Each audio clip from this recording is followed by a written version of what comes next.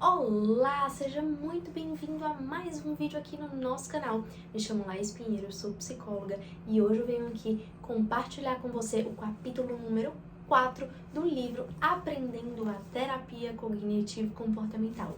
Se você ainda não se inscreveu no nosso canal, se inscreve e compartilha esse vídeo com os teus amigos e com quem com certeza também gostaria desse conteúdo e vem comigo para desbravar mais um capítulo desse livro que está cheio de conteúdo muito importante.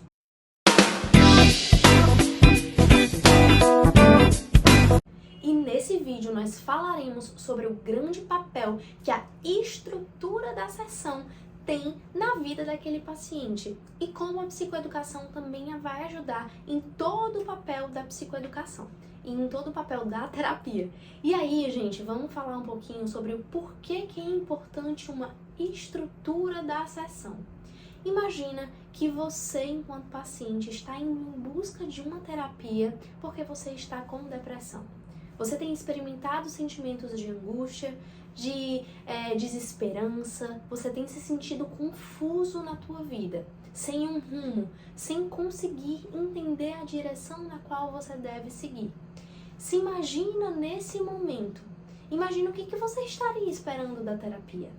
Certamente você estaria esperando um terapeuta extremamente empático, que conseguisse efetivamente te acolher naquele momento, como também alguém que te mostrasse o caminho a ser seguido, um caminho que facilitasse a tua vida naquele momento, que te trouxesse bons sentimentos, que você consiga voltar a fazer as coisas habituais, que você consiga entender um pouquinho sobre os teus valores, sobre os teus propósitos, sobre aquilo que é importante na tua vida. Então, para nós analisarmos o papel que a estrutura da sessão tem, é compreendermos exatamente isso. O paciente, ele precisa se sentir acolhido, ele precisa se sentir amparado naquele momento, mas com a certeza de que ele está ali no caminho certo, que ele está indo em busca de um profissional que vai ajudar com que ele consiga todas as ferramentas para lidar com aquela situação difícil e desafiadora na qual ele tem vivido. É importante levarmos em consideração que a estrutura da sessão e a educação, elas andam lado a lado. Agora, falando um pouco sobre essa estrutura da sessão, é importante levarmos em consideração que uma das primeiras intervenções feitas pelo terapeuta cognitivo-comportamental é o estabelecimento de metas para o trabalho clínico. Normalmente ela é feita logo ali no finalzinho da nossa primeira sessão, no qual nós já vamos analisar o estado realmente daquele paciente, analisarmos os pontos fortes dele, a sua grande demanda, a queixa trazida pelo paciente, analisarmos a rede de apoio daquele paciente, e efetivamente conseguimos trazer uma ampla variedade ali do que ele tem trazido, do problema em questão, e vamos conseguir, junto a ele, estabelecer as metas para o tratamento. Isso não é uma regra, tá? É claro que as metas do tratamento, elas podem ser desenvolvidas ao longo das primeiras sessões, mas é natural ali que no finalzinho do seu primeiro encontro com o paciente, você já consiga estabelecer algumas metas de tratamento. O segundo ponto, quando nós falamos sobre a estrutura da sessão, é conseguir ensinar o paciente a elaborar uma agenda para as sessões. Ela caminha lado a lado com as nossas metas de tratamento. Por quê? Porque a agenda da sessão será exatamente aquilo que nós vamos trabalhar com o paciente para nós alcançarmos a meta trazida por nós na terapia. Então, é normal que no começo, nós enquanto terapeutas estejamos mais ativos no processo de ensinar ali ao paciente como que elabora essa agenda de sessão. É importante que nós levemos em consideração e que mostramos para eles também que a gente precisa realmente de uma meta atingível, ou seja, aquilo que efetivamente condiz com algo atingível, ela precisa ser mensurável, tá? Ela precisa ter um foco voltado àquela meta geral na qual nós estávamos trazendo como meta de tratamento. E além disso, para te ajudar e ajudar o teu paciente, vocês podem separar uma sessão exatamente para fazer essa agenda junto, construir mesmo essa agenda junto com o teu paciente. Porém, gente, cada caso é um caso. Normalmente, estrutura demais também não pode ser muito benéfica. Então, dependendo do caso que aquele teu paciente tem trazido, da forma que ele lida com tudo isso, você precisa flexibilizar um pouco. Não fazer essa agenda das sessões extremamente estruturadas, de puxa, a gente vai ter que falar disso, vai ter que trabalhar tal ponto, mas de uma forma mais flexível, para com que tu consigas realmente acolher aquele paciente, entendendo a necessidade dele, entendendo o que é melhor para ele naquele momento, e juntos vocês fazerem esse trabalho de estrutura da sessão, ou mais rígida ou mais flexível.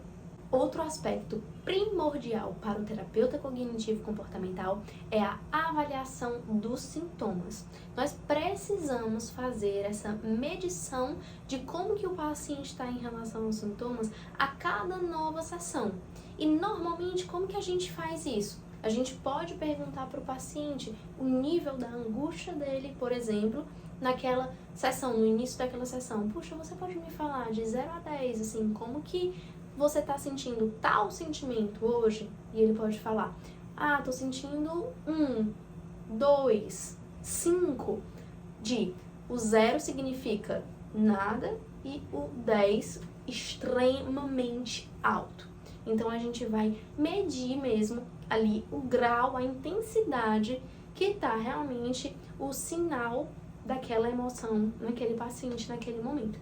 E isso vai trazer muitos conteúdos para as nossas sessões. A gente vai conseguir analisar como que aquele paciente está, se realmente ele tem já tido algumas melhoras no decorrer das sessões. Então, vários critérios podem ser analisados com essa verificação dos sintomas que deve ser feita ali no início da sessão.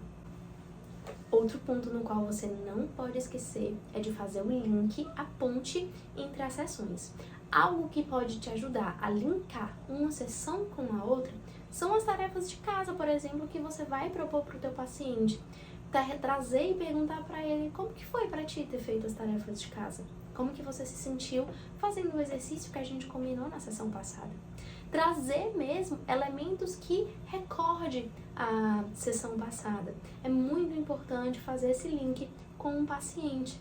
A importância também do feedback. O feedback é um dos aspectos mais queridos e amados pelo terapeuta cognitivo-comportamental.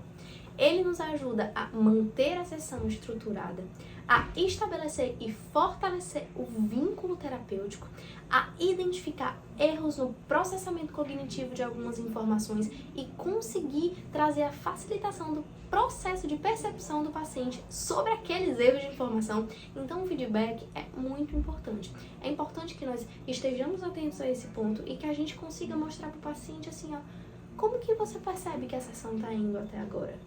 Como que foi para ti a gente ter trabalhado esses aspectos?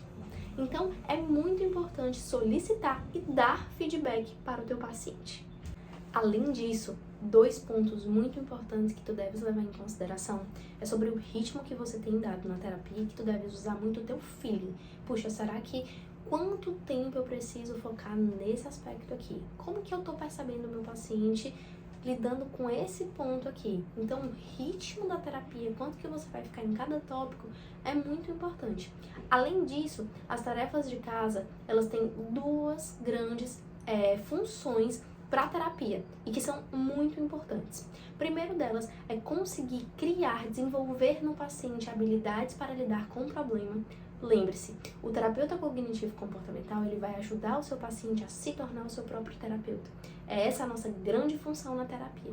Então, as tarefas de casa, elas vão ser, sim, esse suporte para o paciente conseguir desenvolver habilidades para lidar com essas situações corriqueiras. E o segundo ponto é para manter a estrutura da sessão, para que nós consigamos manter ali todas aquelas estruturas da terapia cognitivo-comportamental.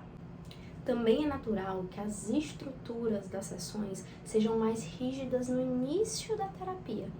Normalmente o paciente ele chega mais sintomático, ele chega ali precisando de uma atenção maior sobre todas aquelas questões e a gente precisa estruturar para realmente estabelecer um padrão homeostático de sentimento, para que ele volte ali para o seu estado basal, que ele consiga esse equilíbrio em relação aos sentimentos, que ele consiga efetivamente também ter um processamento cognitivo bacana, porque às vezes o paciente ele chega em um sofrimento tão intenso, com distorções cognitivas tão fortes, que a gente precisa trabalhar sobre esses pontos de uma forma bem estruturada, para que ele consiga racionalizar melhor, que ele consiga ter realmente essa racionalidade maior sobre os pensamentos, para que também a gente possa efetivamente ter uma sessão mais fluida conforme o tempo for passando.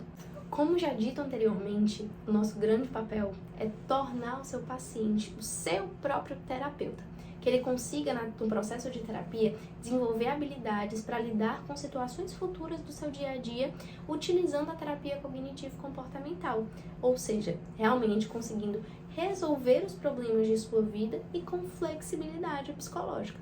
E a psicoeducação é uma das grandes chaves para o teu paciente conseguir esse ponto. E aí, como que a gente pode psicoeducar de uma forma fidedigna aquele paciente? O primeiro ponto são com mini aulas, ou seja, separar, por exemplo, alguns slides para o paciente, se for atendimento online, compartilhar a tela com ele, para mostrar, por exemplo, o que é a terapia cognitivo-comportamental, como que ela funciona, o que são distorções cognitivas, mostrar o modelo da TCC para aquele paciente.